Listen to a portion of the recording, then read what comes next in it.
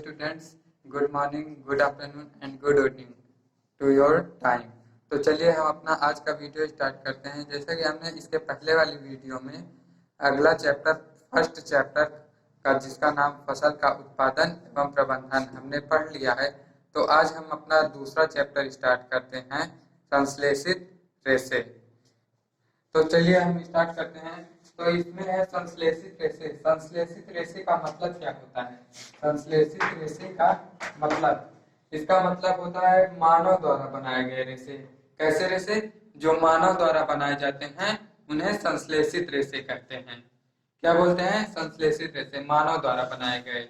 जैसे कि प्लास्टिक से कुछ प्लास्टिक की रस्सियां बनाई जाती हैं, तो रस्सियां जो बनती हैं वो बहुलक से बनती हैं, और बहुलकों को जोड़कर रेशे बनाए जाते हैं, और इन रेशों को जोड़कर रस्सियां बनाई जाती हैं।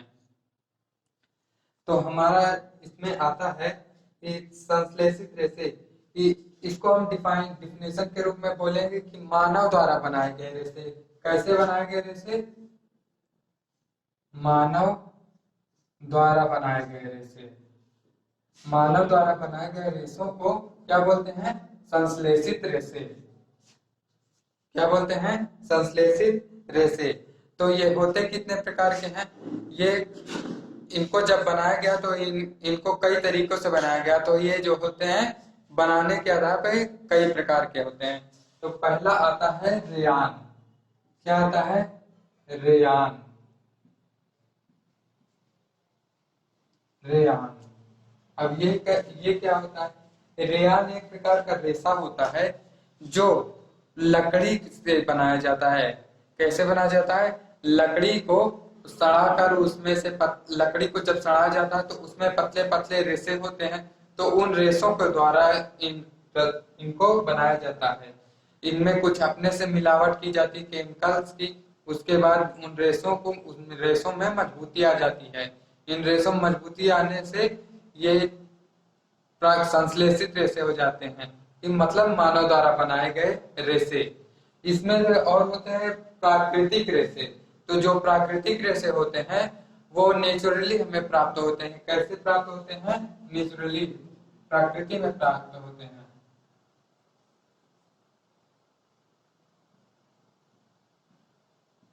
प्राकृतिक रेशे ये हमें प्रकृति में प्राप्त होते हैं।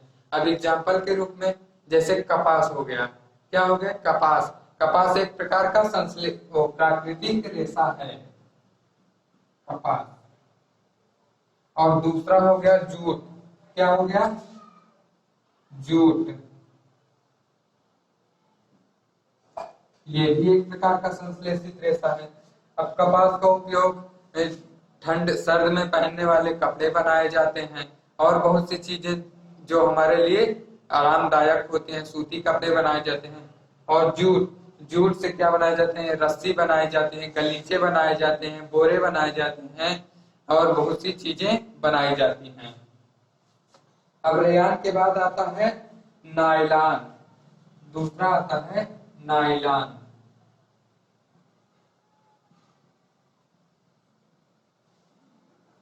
दूसरा क्या आता है? नायलॉन।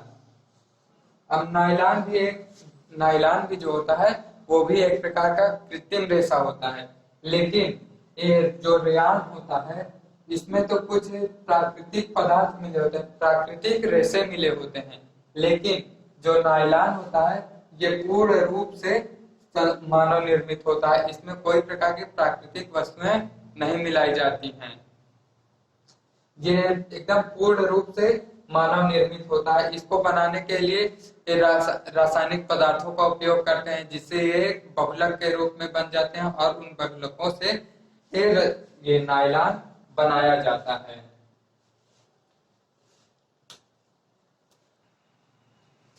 तो अब आता है पॉलिएस्टर। पॉलिएस्टर जो होता है ये भी एक प्रकार का कृत्रिम रेशा होता है। क्या होता है? कृत्रिम रेशा होता है। इन रेशों का उपयोग वर्तमान समय में जैसे क्या बनाने में होता है? रस्से। रस्से, उसके बाद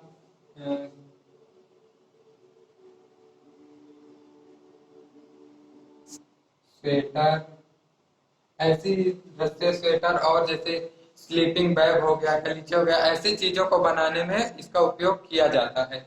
ये पॉलिएस्टर के जो कपड़े बनते हैं या कोई भी कपड़े और भी चीजें बनती हैं, तो इनमें जो कपड़े होते हैं ये बहुत मजबूत होते हैं। कपड़े मजबूत होते हैं और भी चीजें जो बनती है इसमें मजबूती बहुत होती है। ये धुलने में आसानी होते हैं, इनको धुलने में पे आसानी होती है। जो पॉलिएस्टर के कपड़े होते हैं ये आसानी से धुले जा सकते हैं। इनको किसी भी प्रकार से ये जल्दी से सिकुड़ते नहीं हैं और इनमें आग जल्दी से नहीं पकड़ती। जबकि नायलॉन जो होता है, नायलॉन नायलॉन जो होता है इसमें आग बहुत जल्दी पकड़ लेती है। जब इनमें जरा सी भी चिंगारी लगती है तो ये जल जाते हैं, इसलिए ये बहुत हानिकारक होते हैं। बस इनमें भी नायलॉन को भी धुलने में आसानी होती है, ये भी मजबूत होते हैं। बस फर्क इतना होता है कि जो पॉलिएस्टर होते हैं इनमें आग जल्दी से नहीं लगती है और जो नायलॉन होते हैं इनमें जल्दी से आग लग जाती है। तो अब हमारा अगला टॉपिक आता है संश्लेषित रेशों के गुण धर्म। क्या था? संश्लेषित रेशों के गुण धर्म। अब इन रेशों में जो मानव निर्मित रेशे होते हैं इनमें कुछ इनके गुण होते हैं, जैसे जैसे सूखते आसानी से हैं, जल्दी सूख जाते हैं, पानी कम अवशोषित करते हैं, मजबूत होते हैं, अधिक समय तक इनके बनाए गए कपड़े अधिक समय तक चलते हैं, ये सस्ते होते हैं, इनको आसानी से प्राप्त किया जा सकता है। ऐसे बहुत से इनके गुणधर्म होते हैं। रख रखाव में सुविधाजनक होते हैं।